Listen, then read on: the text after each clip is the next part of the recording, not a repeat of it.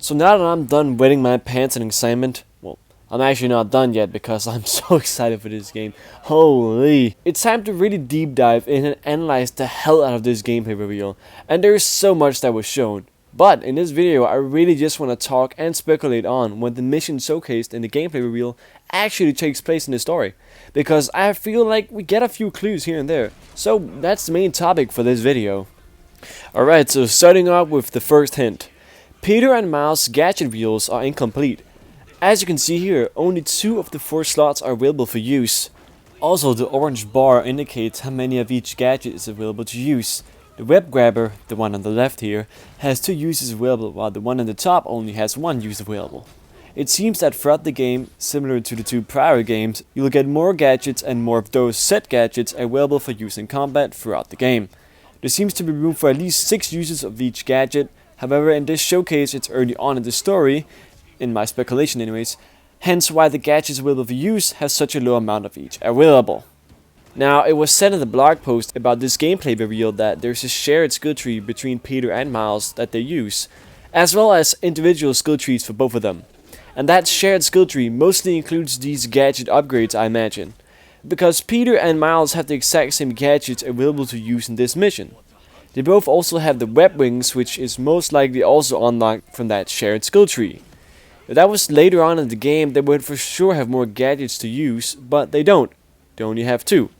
Well, 3 if you're counting the zipline web, but that doesn't seem to be a part of the gadget reel, as it's used by pressing L2 and triangle, not R1, which is seemingly the respective button for the gadget reel.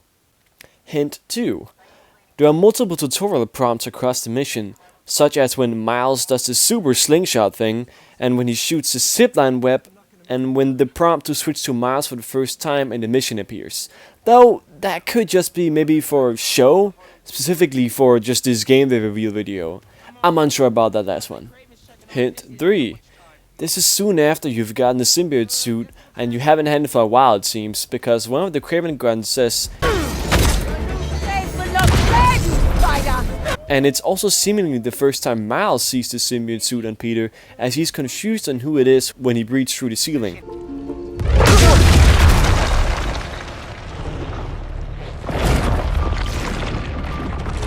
Whoa. Hey man. And also asks Peter, New threads? when he sees the suit. This is potentially also the first time Ganke meets Peter as Spider-Man, as he seems really shy when calling him, Hey, Mr. Parker. Mr. Spider-Man, I mean. and he also asks Miles this, He's not normally like that, right? as if he hasn't met Peter before at all. This theory here that this is early on when Peter gets the symbiote suit, or it's early on of him having the symbiote suit, is also strengthened when Miles says this. No. He's never like that. Hint 4. Peter and Miles' health bar is only at 135 HP when it's maxed out. In the first games, you started out with 100 HP, or maybe a bit over, I don't remember exactly.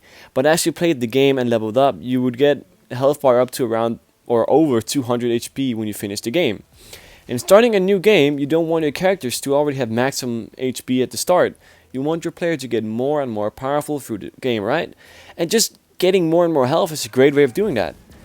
There are also only 2 focus/finisher bars, basically just highlighters to show how far you are from doing a finisher. As seen when you have a bar full, you can do a finisher. Has no power!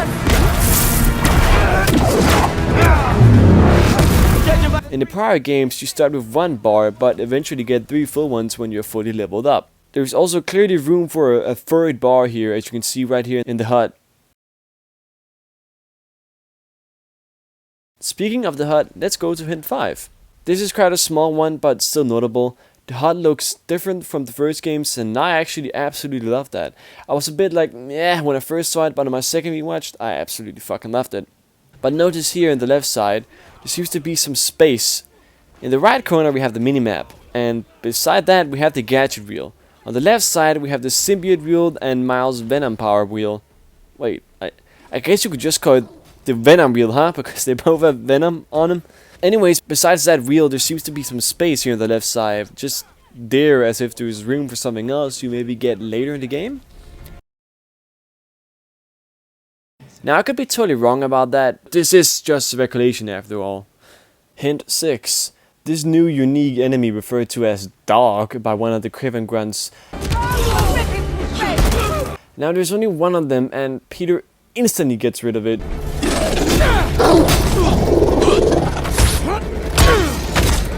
Showing no real challenge to him.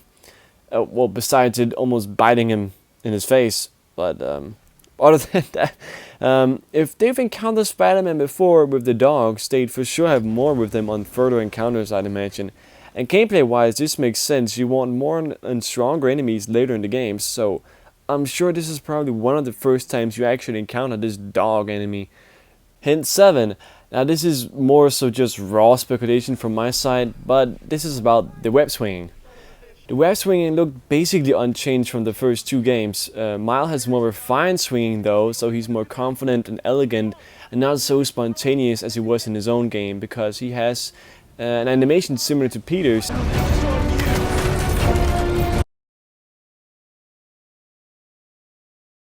And he also has this animation, Guess we'll chat later. which seems to be a progression of this animation from the first game, or his game. Guess we'll chat later.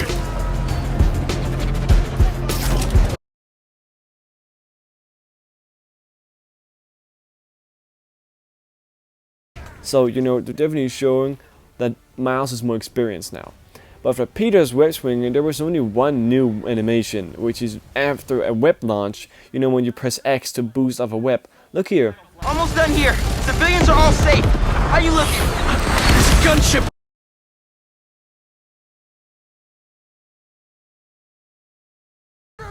This looks spectacular. He does a double backflip. How can you not love that? But all other swing animations by Peter were the exact same as the ones in the remastered game, which I can't lie, has me kinda disappointed at that part. But it is kinda the only thing I'm disappointed with. Which is why I'm hoping that this is early on in the game, because I'd imagine there are multiple traversal upgrades in the skill trees. Peter's web swinging is however now equally as smooth as Miles's is. As you can see him dodging in the air here, which responds smoothly without loss of momentum as seen in the remastered game where you lose momentum.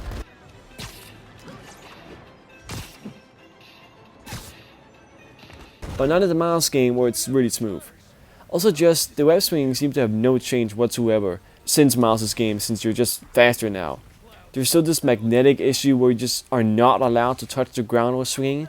So if you press R2 to shoot up a web right before you hit the ground, it causes your character to basically levitate off the ground while the animation of the character shooting out the web plays. And this is also evident here. Harry's dying, and he's the only one who can. Now it could also just be like that because you're swinging over water and they haven't added the feature to swing so low that half of your character's body is submerged in water. But maybe you can web swing so low your character runs on the ground with the web line in his hand. Or maybe stuff like that are part of the traversal upgrades in the skill tree, which is why it's mostly unaltered from the first game so far, because this is early on in the game. So you start off early in the game basically the same as you were in the prior games in terms of traversal, but as you get further into the game you unlock traversal upgrades like the slingshot, web wings, and hopefully more web swing animations and web tricks. Those are some of the reasons why this mission takes place early on in the story. However, there are also hints that suggest that a lot of stuff has actually already happened, so let's dive into that. Hint 8. It says on the screen 6 months later after Kraven says the Great Hunt begins. The Great Hunt begins. But Kraven and his henchmen have clearly already been in New York for a bit, as Peter talks about Kraven as if he's met him already. Kraven wants a hunt? I'll give him one he'll never forget! Hint 9. Ganke has hijacked one of Kraven's hunter drones, meaning he and probably Miles encountered a group of Kraven's men and then stole the hunter drone. Ganke also said he's had a tough time trying to hide the drone from his mom, suggesting that there have been numerous times where she almost saw the drone or something along those lines, which implies time has gone by. So, holy fuck, those were some sick bars. God damn. Hint 10. Peter and Miles have already met Harry, as you can hear Peter say that Harry is dying, and the only person able to cure Harry apparently is Curt Connors, aka the Lizard, the guy they're chasing around here. Can't lose Connors. Harry's dying, and he's the only one who can help. We won't. That implies that either Harry told Peter that Curt Connors can help him, or Curt Connors told Peter that he can help Harry, but somehow he got turned into the lizard before being able to cure, help Harry. Or the third option, I imagine, is Norman Osborn telling Peter that Curt Connors can help Harry. Either way, there have been a situation in the game before this mission where it's revealed that Curt Connors can help Harry, or at least it seems Curt Connors is the only one that can help Harry. Hint 11. Peter has a symbiote suit, meaning the symbiote has had to get off Harry and find its way to Peter somehow in the story.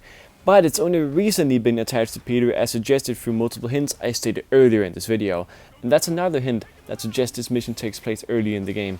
Hint 12. Curt Connors is the lizard, but he wasn't in the post-credit scene of the Miles Morales game. It was mentioned in Spider-Man Remastered that Peter had already encountered the lizard but managed to turn him back into his human form as Curt Connors, at least temporarily. And as seen during the post-credit scenes in Miles Morales, Connors is indeed human again. It's seemingly implied that Peter and Miles have been on the hunt for the lizard for a while, well, at least for a short while before this mission.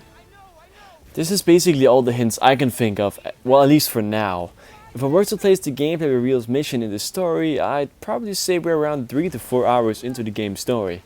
So, we've done the opening mission, met Harry, the symbiote has gotten off Harry and gotten onto Peter, we've met Kraven, Ganke has stolen a hunter drone from Kraven, we've hunted Lizard for a bit, we've gotten several upgrades for our characters suggested by the web wings, super slingshot, 135 HP instead of 100 HP, 2 focus/finisher bars, yet there are still first time occurrences such as tutorials how to do the super slingshot, how to do the zipline web when doing the stealth section.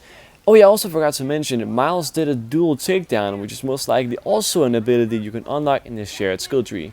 And maybe also we see the first time manually switching to Miles, or as I said before, that could just be for show in this gameplay reveal. There will probably be more and more things uncovered from this gameplay reveal, but so far that's what I got. So yeah, I'd say we're around 3 to 4 hours in doing this gameplay reveal.